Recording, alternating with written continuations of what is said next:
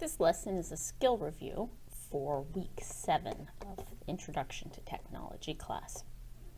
The first thing we're going to look at for our skill review is the File tab up here, and there are two things that you need to remember how to do in here, and actually it's pretty much the same thing.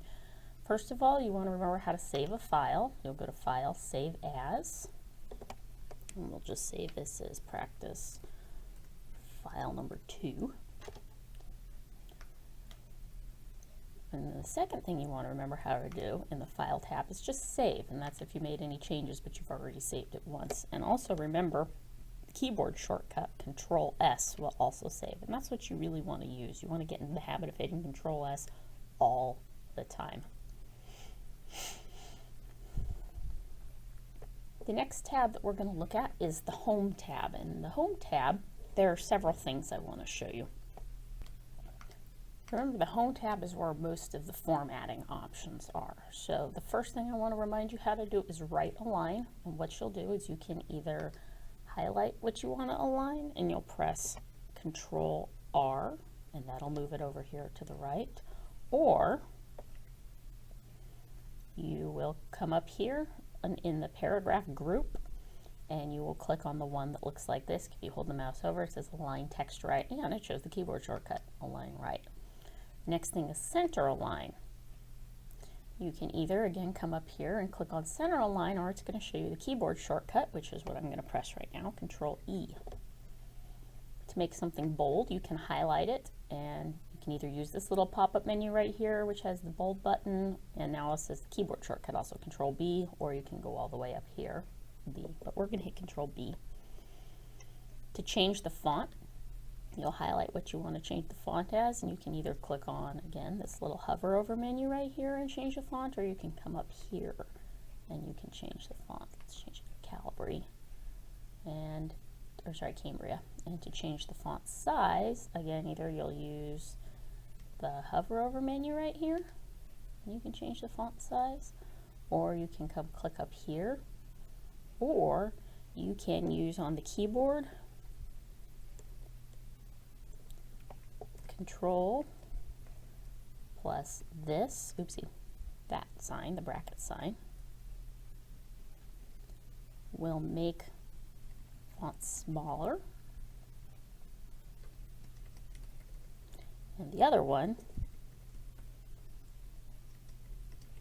will make font larger. Oh yeah, also, and I didn't see the cursor jumping around, but there are the home keys. I hit home, and it takes the cursor home to the very beginning right here. You can see it right there. Hit end, and it's going to take it to the end. If I hold down the Shift key and hit home, it's going to highlight the entire row. If I press an arrow up or down, it's going to highlight entire lines. Shift plus arrow is going to highlight a space at a time, or a letter at a time. If you hold down the Control key, it will jump the arrow a space at a time or a line at a time. Or it'll jump the cursor, I'm sorry. And if you hold down Ctrl+Shift and an arrow key, it'll jump a word at a time, or if this had paragraphs, you would see it's jumping an actual paragraph at a time. So those are some keyboard keys to use a little more often. Okay, back to the Home tab to Italicize. You can either use the little menu right here that pops up and click on the I for italic. You can click on the I right here, or you can hold down Control+I, and that's going to make it italic. Change the line spacing, you can see that there's space in between every one of these lines here. Some of that is because of the line spacing. You'll highlight what you want the line spacing to change, and in the paragraph group right here, you hold this over, it says line paragraph spacing, you'll change that to 1, and you can also, if you undo, you can also hit Control+1, and that'll do single space. There's still spaces in there, but that's because there's paragraph spacing. We will talk about that a little bit later. This just changed the line spacing right here. If you want to change it to double space, a lot of teachers ask for double space, you can change that way and see now there's a whole lot more space. So Ctrl+1 single spaces it, Ctrl+2 double space, single space, double space, single space, double space.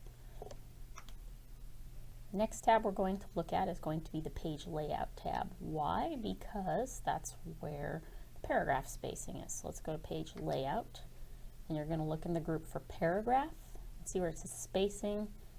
After is 10 point. We want to make after to 0. See, when you change the after, it changes that spacing. That means it's basically after you hit the return key. So we're going to make after 0. Now it definitely looks single space. So if we change it back to double space, Ctrl+2, double, single, Ctrl+1, now it's single spaced. The next tab we're going to look at is the Insert tab right here. And one thing we've already done in here, we've gone to, you've had to do every week for homework, but I'll remind you again, Insert Header. You'll click on the first one for blank.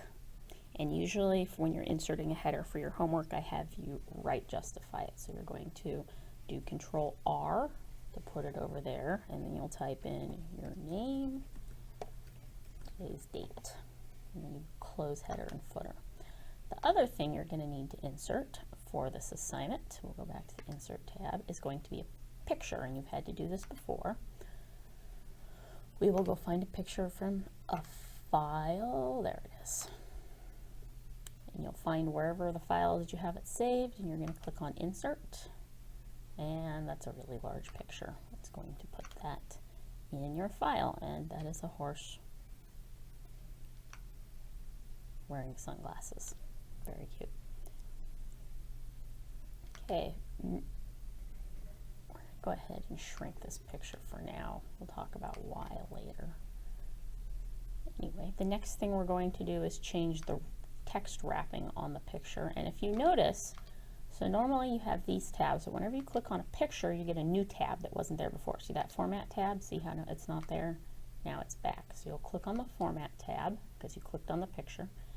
You will go to Wrap Text, and you want to change it to Tight right there. And what that's going to do is that's going to mean that you can move the picture around and the text will go around it like this. Because otherwise, if you change it back to in line with text, it's going to put it wherever, but see the picture, the words don't go around it. So Wrap Text, Square or Tight is going to change where you can move the picture on the page and the words will still go around it. And the last thing, just remember, is copy and paste. Highlight what you want to copy. It can be a picture, it can be text, whatever. Ctrl+C is what you press to highlight, or to copy, I'm sorry, or you can come up here and go to copy, but it's easier to do Control, or you can right click and go to copy. But it's easier to do Ctrl+C, and then you go Ctrl+V, or you can right click and go to paste, or you can come up here and go to paste, but Ctrl+V is going to paste that, so we could paste the picture too, again, if we wanted to. And we could put it in somewhere else. And that's the review of the skills you've learned before.